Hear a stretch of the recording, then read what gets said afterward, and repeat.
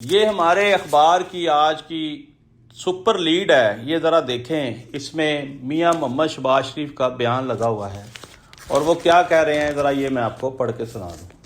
حکومت ملکی معیشت کے استحکام و ترقی کے لیے پرعزم ہے، یعنی کہ حکومت جو ہے وہ اس ملک کی معیشت کو بہتر کرنے کے لیے اور استحکام اور ترقی دلانے کے لیے بڑی محنت کر رہی ہے۔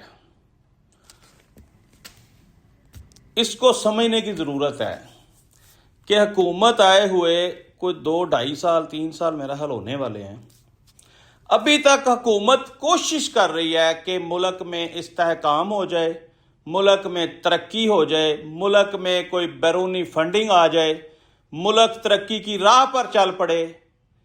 یہ تو کہتے تھے کہ ملک ڈیفالٹ کرنے والا تھا، ہم نے ڈیفالٹ ہونے سے بچا لیا، اب پاکستان میں دودھ اور شہد کی نہریں بہا دیں گے۔ نظر نہیں آ رہی؟ آپ کو نظر آ رہی ہیں؟ اس وقت ملک میں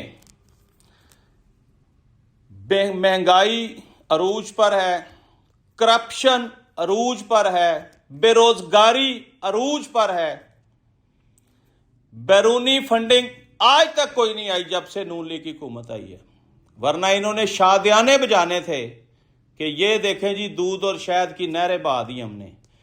کوئی اللہ تعالیٰ کی طرف سے معجزہ ہو جائے تو میں کچھ کہہ نہیں سکتا، لیکن اس وقت نالائق اور نااہل لوگوں کا ٹولہ اس ملک پر مسلط ہے جو صبح شام صرف اور صرف مال بنا رہا ہے۔ ہر وہ کام ناظرین ہو رہا ہے جس میں کمیشن بنتا ہے۔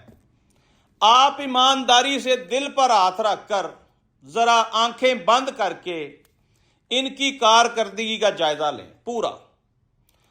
پوری وفاقی حکومت کا آپ جائزہ لیں پورے پاکستان میں کہ یہ کر کیا رہے ہیں۔ ہر 6 مہینے کے بعد یہ کاسا اٹھاتے ہیں اور IMF کے پاس پہنچ جاتے ہیں اور کہتے ہیں جناب ملک چلانا ہے، قرضہ چاہیے، دیو جناب قرضہ۔